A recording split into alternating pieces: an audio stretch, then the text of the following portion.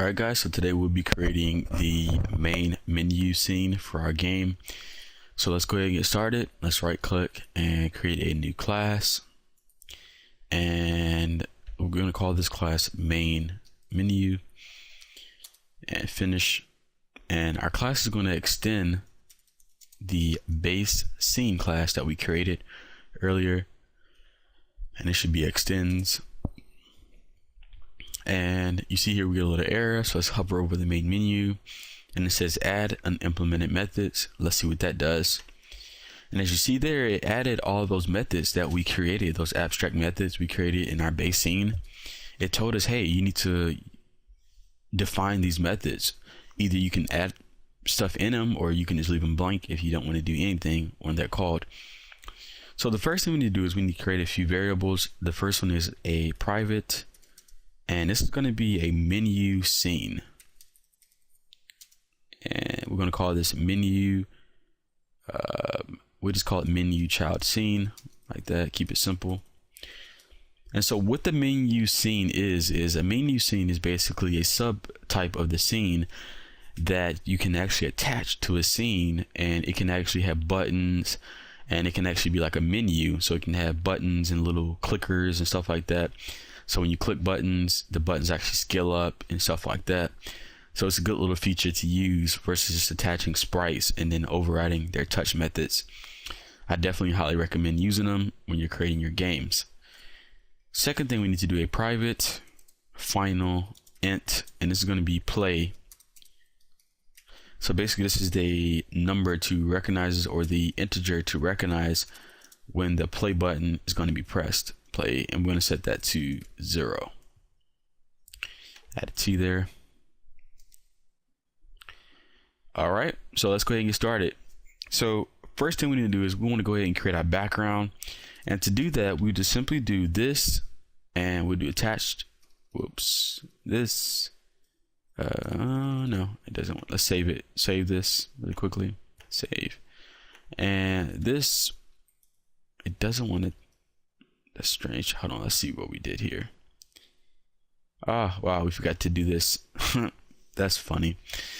So we need to make this extend the scene class. I actually forgot about that. So this base scene needs to extend the scene. So we need to just import this because we want to create our own custom type scene. So that needs to extend the scene. Very important. Make sure you do it. So now let's do this. And we can do attach child, and we're going to do new sprite, and we're going to set the position to 0, 0, and we're going to do resources manager, and we're going to do main menu background, and then we need to do the vbomb.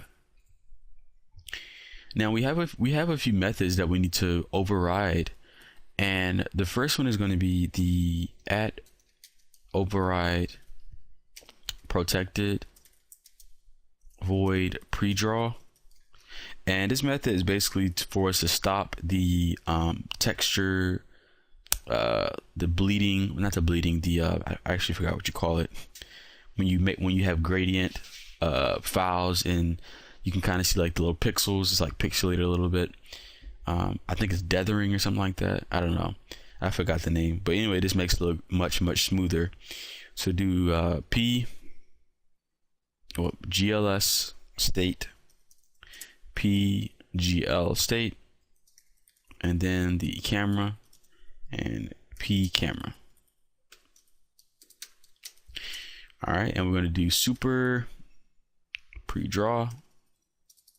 Let's go ahead and import this gls state and the camera. Yeah, sometimes it acts foolish, but it bounds.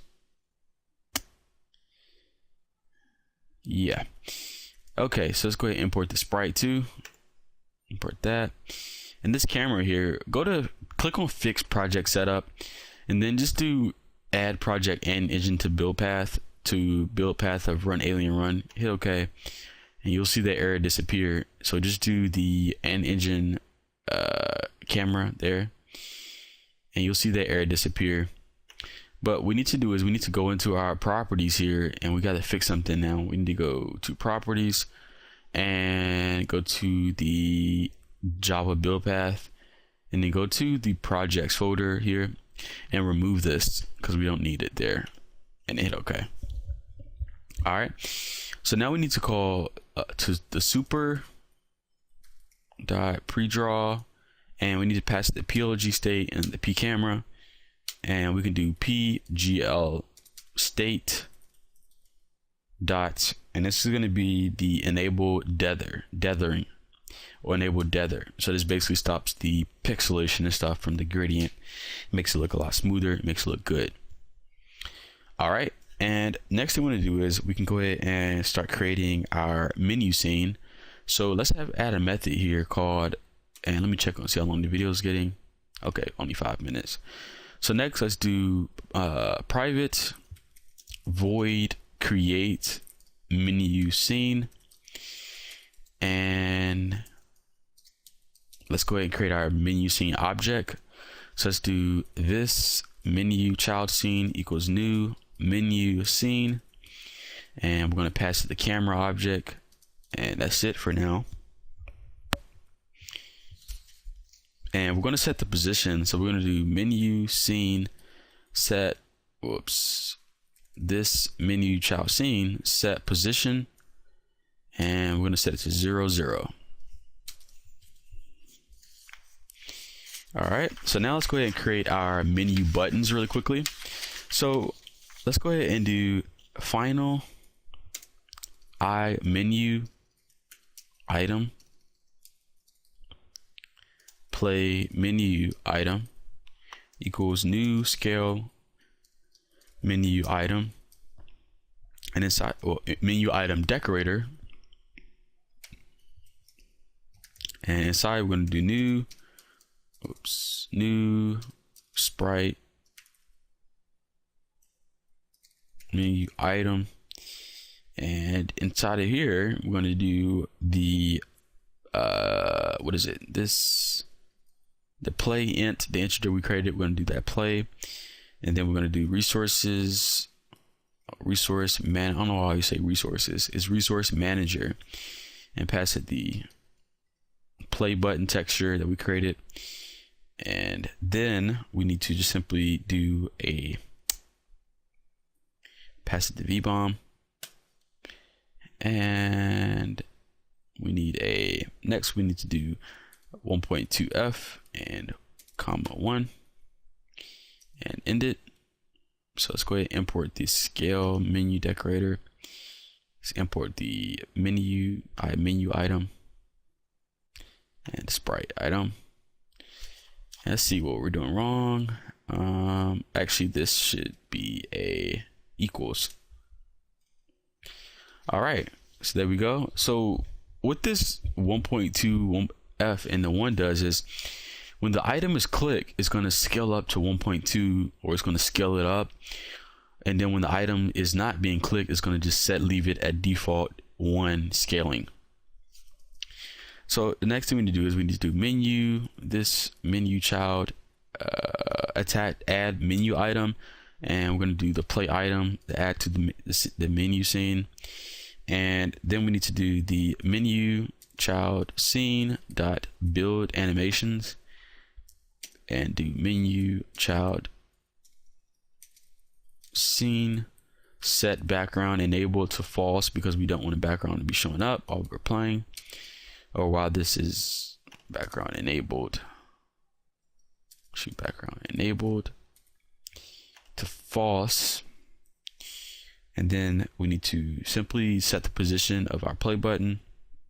Actually, I think we can leave it at where it is. I think it's going to be centered anyway, so we can leave that.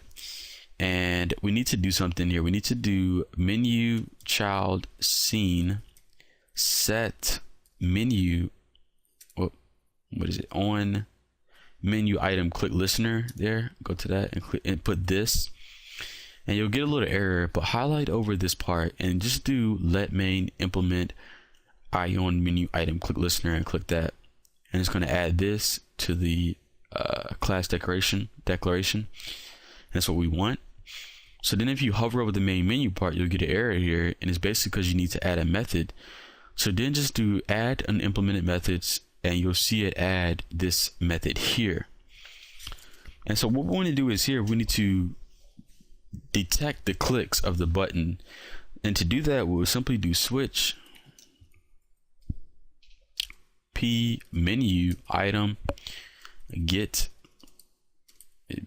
ID, and then we're going to do some work with it. So the first one we can do a case play. So if whatever is being clicked equals that place k play, then we want to just do something. So we could just load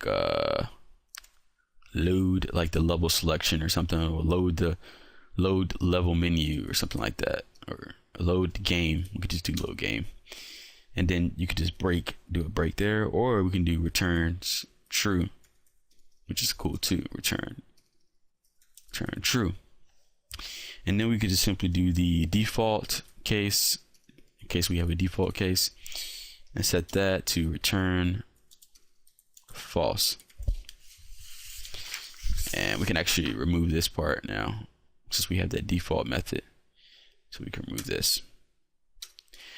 Alrighty guys, so that's pretty much it for setting up our main menu. In the next section we'll be loading the main menu and getting ready to run the game for the first time.